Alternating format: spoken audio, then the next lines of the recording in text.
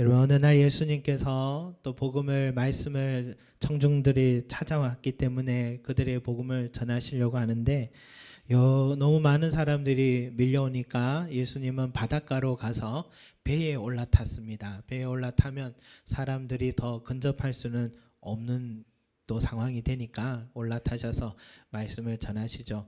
또 낮에는 바다에서 또 육지를 향해서 바람이 불어가니까 당시에 마이크 시설도 제대로 안 되어 있으니 또 그런 공기의 흐름도 활용하셔서 또 복음을 전했다 하는 그런 이야기도 있습니다. 그 첫 마디가 바로 오늘 이 씨 뿌리는 자의 비유에 관한 말씀이었습니다. 들어라, 너희는 어떻게 생각하느냐? 어떻게 농부가 씨를 뿌렸다. 씨를 뿌리는데 덜어는 길 위에 떨어져서 새들이 먹어버렸다. 덜어는 자갈밭에 떨어져서 금세 싹이 났으나 뿌리를 내리지 못해 해가 뜨자 곧 시들어버렸다. 덜어는 가시밭에 떨어져서 싹이 났으나 가시 틈새에 짓눌려 아무 소득이 없었다. 덜어는 좋은 땅에 떨어져서 무성하게 자라 농부가 생각하지도 못한 큰 결실을 맺었다. 들을 귀 있는 자는 들어라 라고 예수님께서 이렇게 말씀을 하셨습니다. 여러분, 이 말씀 우리도 참 많이 들어본 비유의 말씀 아닙니까? 여러분, 팔레스틴에서 농사를 지을 때는요, 농부가 씨앗을 또 한가득 들고 나간다 합니다. 그래서 씨앗을 한 손에 쥐고는 밭에다가 흩뿌립니다. 던지다 보니까 대부분의 씨앗은 이 밭에 떨어지지만은 또 간혹 밭과 밭 사이에 있는 길에도 떨어지기도 하고 또 길과 밭 사이에 있는 돌무더기에도 떨어지기도 하고 또 가시떨기에 있는 곳에서도 이 씨앗이 떨어지기 마련이다 할 수 있습니다.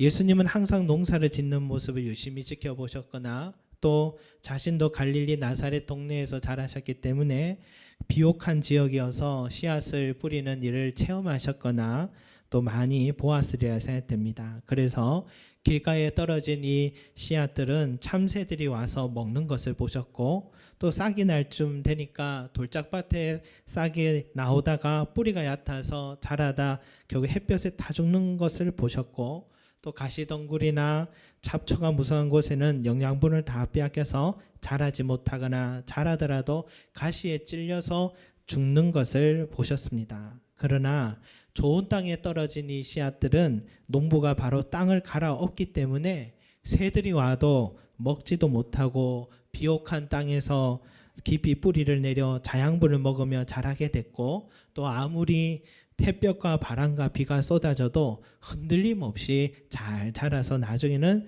상상하지 못할 크기로 결실을 맺는 것을 보신 것입니다. 예수님은 그 광경을 지켜보시면서 영적인 깨달음을 얻으신 거죠. 그 깨달음 우리에게 알려주신 겁니다. 처음에는 그저 비유로만 말씀하셨어요. 비유로 말씀하시면서 들을 귀 있는 자는 들어라. 그러니까 알쏭달쏭한 말씀인 거죠. 그러니까 사람들은 누구 하나 그 뜻이 뭐냐고 묻지를 못했습니다. 물으면 부끄러우니까 나의 무지함을 드러내는 것이니까. 우리나라도 잘 질문을 하지 않는다잖아요. 체면 문화가 있어가지고. 그런데 이스라엘 사람도 우리랑 참 많이 닮아서 명예, 수치심 이런 걸 아주 싫어한답니다. 명예를 정말 소중히 여기고 수치감을 느끼는 것을 죽는 것만큼 싫어하는 이스라엘 사람들이기 때문에 아무도 아는 척하지 이렇게 질문하는 사람은 그 자리에서 없었습니다. 그러고 보니까 이제 10절에 보니까 예수님께서 홀로 계실 때에서 그 비유들에 대하여 제자들이 다가와 물었습니다. 좀 설명해 주십시오. 저는 이 부분이 참 중요한 부분이라 생각합니다. 아직도 믿음이 없느냐 하고 꾸지람도 자주 듣는 제자들이어서 아이고 또 혼내실까봐 감히 못 물어볼 수도 있는데 그런 소리 들어도 혼날 거 생각하더라도 이 사람들이 담대하게 그래도 묻는 태도가 참 중요한 영적인 자세다라고 그렇게 볼 수 있겠습니다. 여러분, 우리가요 이 영적인 부분에 있어서는 저는 항상 우리 성도들이 항상 물어야 된다 생각합니다. 영적인 부분에서 항상. 그래서 지역에 교회가 있는 곳이고 지역에 또 목회자들을 하나님께서 또 레위인들로 세우신 이유가 바로 여기에 있습니다. 여러분, 이단들은 항상 이렇게 말하죠. 좋은 성경 공부가 있으니까 절대로 목회자에게 말하지 말고 함께 가자라고 얘기합니다. 여기에 이제 문제가 생기는 거예요. 여러분, 목회자들이요, 보통 아무리 그래도 다 10년씩은 신학 훈련을 배웁니다. 그래서 10년 동안 훈련 받으면서 영적인 감별사가 또 되어 있습니다. 자신도 모르게. 그래서 정확하게 몰라도 이거는 아니라는 것은 또 감을 충분히 잡게 되거든요. 그래서 어디서 갑자기 같이 신앙생활 하다가 잠시 안 보였는데 같이 신앙생활 하던 집사님이 저 목사 한 수 받았다. 그러면은 어디 1년, 2년 신학 훈련하고 와서 그렇게 목사 한 수 받았다고 합니다. 문제가 바로 그런 데서 많이 일어나는 겁니다. 반드시 여러분, 우리가 또 무엇인가 선택할 때는 그런 부분들을 다 감안을 하고 여러분 항상 물어야 된다라는 것을 여러분 기억해야 될 것 같습니다. 그래서 어느 날 내 가까운 사람이라 해도요, 함께 성경 공부를 하자, 좋은 세미나가 있다, 가보자 그러면은 항상 우리 교회 목회자에게 한번 물어보겠다라고 먼저 한번 말해 보십시오. 그때 다른 반응이 일어나게 되면 대부분 신천지와 같은 이단들이라고 말할 수 있습니다. 그래서 내가 섬기는 교회 목회자에게 여러분 항상 물으시기 바랍니다. 그것이 나에게 유익한 것입니다. 또 영적인 부분도, 기도의 제목들도 여러분 꼭 내 스스로 결정하거나 그래 하지 마시고 꼭 함께 물어가면서 기도 요청하시면서 가시는 게 나에게 지혜가 된다 할 수 있습니다. 여러분, 오늘 제자들이요, 그저 아는 척하고 이렇게 넘어갔더라면 그들 자신들도 오늘 우리들도 이 비유의 뜻을 듣지 못했을 것입니다. 이 진리의 말씀 듣지 못했을 것입니다. 예수님 말씀하신 이 뿌리는 자의 그 씨앗은 뭐냐? 말씀을 뿌리는 것이다라고 13절에 말합니다. 뿌린 씨앗은 말씀을 말하는 것입니다. 우리도 가끔 씨앗을 보면요, 이 딱딱하고 이 메마른 이 작은 것이 무슨 생명이 나겠느냐라는 생각이 드는데, 그런데 물을 주고 땅에 심고 물을 주고 시간이 지나 보면 정말 그 싹이 나는 것을 보면 생명의 신비로움을 우리가 많이 느끼잖아요. 저는 말씀도 마찬가지로 생각합니다. 흰 종이 위에 써 있는 이 글자가 도대체 이걸 읽어서 우리에게 무슨 유익이 있는가라고 생각할지 모르겠지만 그 말씀이 내 마음밭에 뿌리를 내리고 자라게 되면 이 생명이 내 삶을 변화시키고 소생시키는 능력이 이 안에서 나오는 것입니다. 그래서 여러분, 말씀만이 사람을 변화시킵니다. 우리가 얼마나 교육에 또 교육비에 많은 또 투자를 합니까? 다음 세대를 향해서. 그런데 그 많은 비용으로 지식은 쌓을지 몰라도 정말 사람 됨에 있어서는 어떤 변화를 주지 못할 때를 우리 많이 느끼잖아요. 그나마 그래도 현대과학 발전으로 태블릿 PC나 휴대폰이나 또 CCTV가 걸려 있으니까 그나마 잘못하면 발 빼지 못해서 인정하지, 우리 인간성에 있어서 이 많은 교육적 투자가 참 사람됨의 효과를 보았는가라는 생각할 때 물음표를 던질 수밖에 없습니다. 그러나 사람을 변화시키는 것은 뭐냐? 시편 119편 9절 말씀에 청년이 무엇으로 그의 행실을 깨끗하게 하리까? 주의 말씀만 지킬 따름이니이다 라고 했습니다. 또 정직한 마음으로 성경을 읽으면 사람의 본성이 변합니다.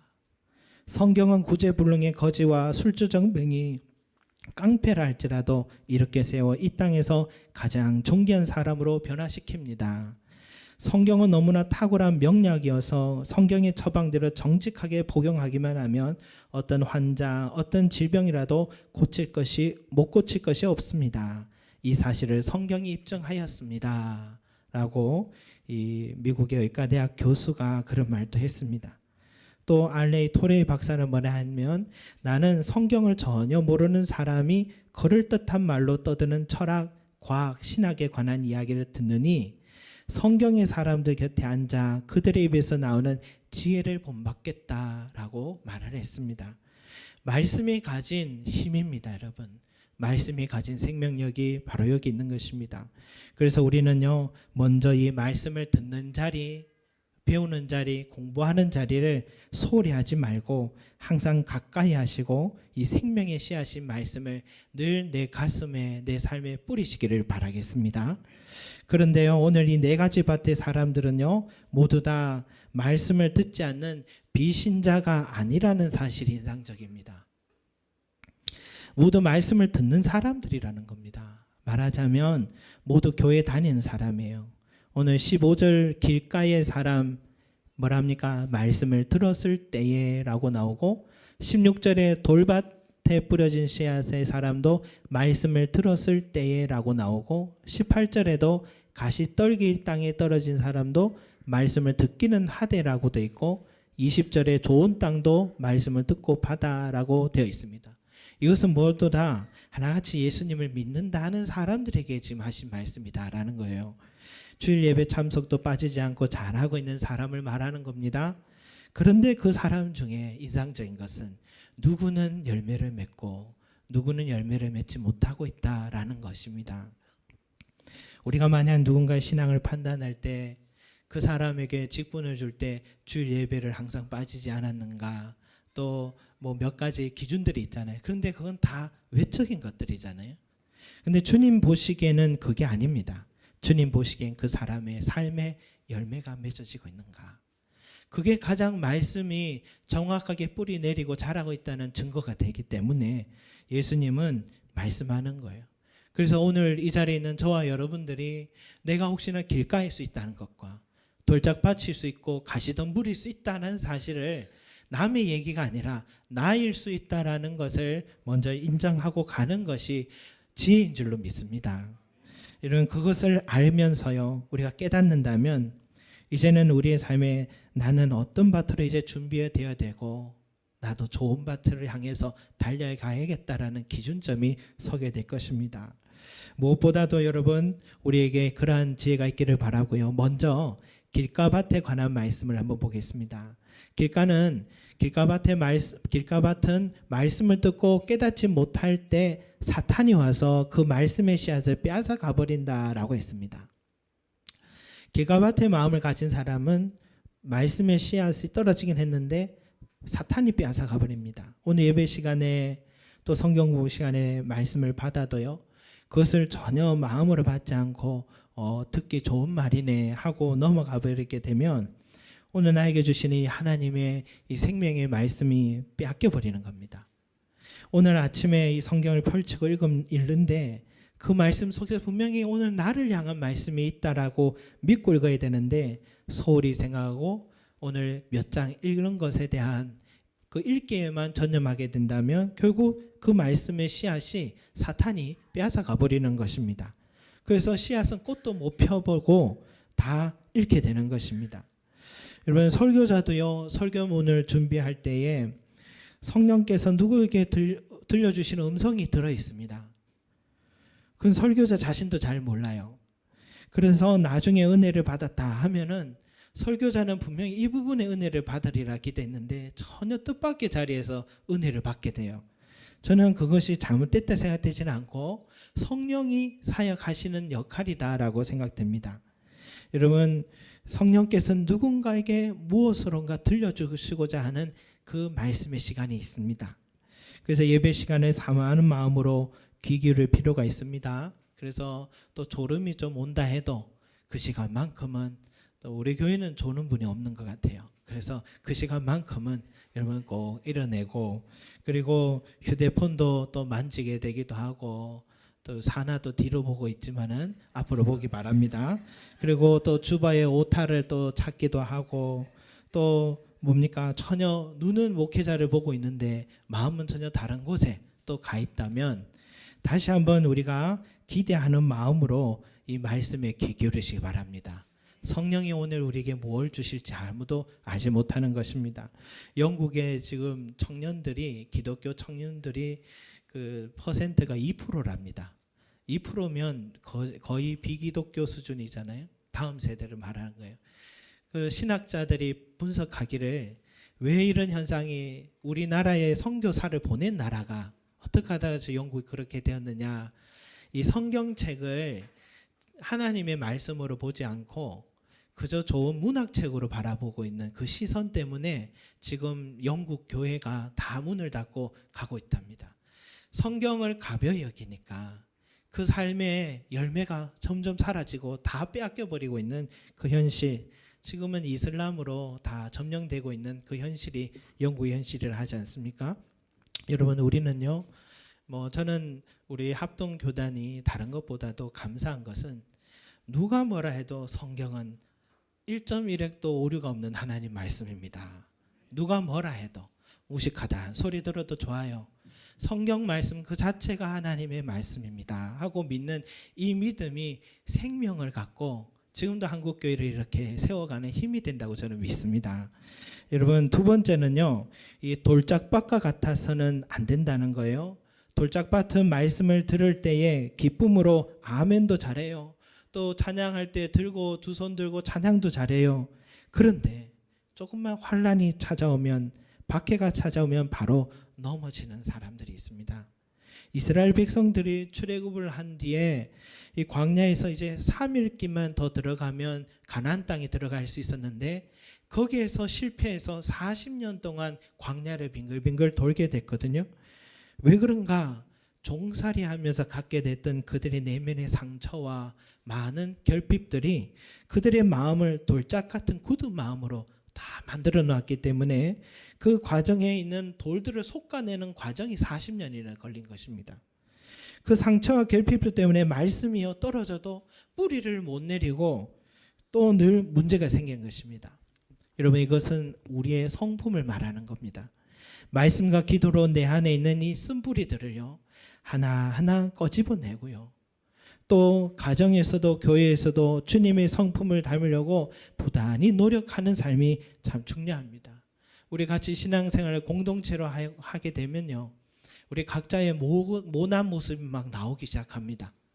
그러면 나의 이 모난 모습 감추고 싶은데 좀 큰 교회 가서 조용하게 좀 감추며 살고 싶다 하는 생각 들지만 자기를 위해서 전혀 유익하지 않습니다.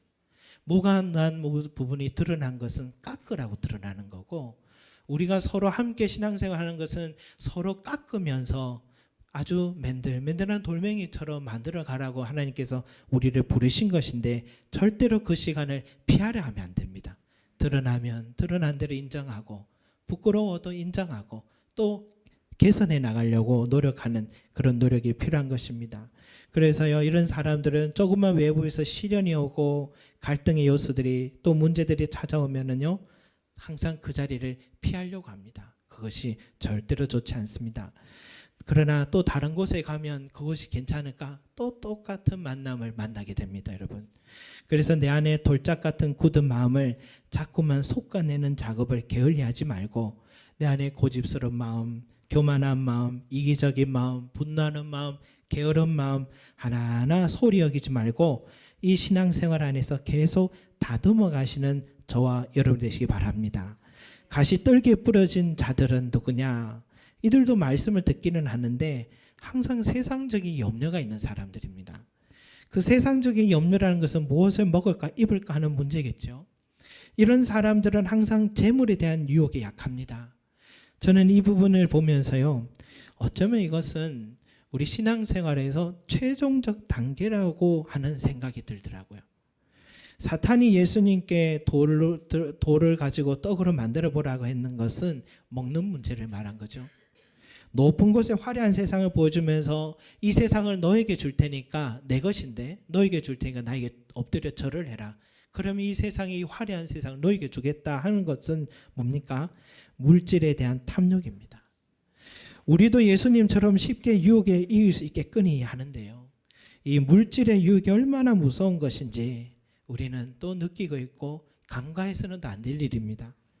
여러분, 100만 원에서 11조는 얼마입니까? 10만 원입니다. 할만하죠. 근데 1000만 원에서 100만 원 하면 쉽지 않잖아요. 근데 1억에서 1000만 원 하라면 손이 좀 떨립니다. 근데 10억에 내가 건물을 팔았다, 1억을 한다, 정말 어려운 일입니다. 여러분, 물질이라는 것은 그만큼 우리를 흔들 수 있는 것입니다. 찬양할 때 내 삶의 모든 것은 다 주의 것이라고 우리는 고백할지 모르겠지만 실상은 모두 다 내 것입니다. 드릴 수 없습니다. 하나님보다 이 돈이 더 좋거든요 라고 우리는 말하게 됩니다. 저는 이 부분 보면서 어쩌면 이 네 가지 밭은 네 부류의 사람이 있다라고 이해했던 저의 지난 시간과 달리 한 그리스도인이 자라가는 과정을 말하는 것이구나 하는 생각이 하게 됐습니다. 왜냐하면 우리가 구원을 이루어가는 과정에 성화라는 과정이 있잖아요. 그리스도인이 되었는데 계속해서 거룩해지고 다듬어지는 과정, 그 믿음이 자라는 과정 속에 우리는 있습니다. 우리는 지금 길가일 수도 있고 돌짝의 단계일 수 있고 가시밭의 단계일 수도 있다. 다 과정 속에 있지 완성된 사람은 없습니다.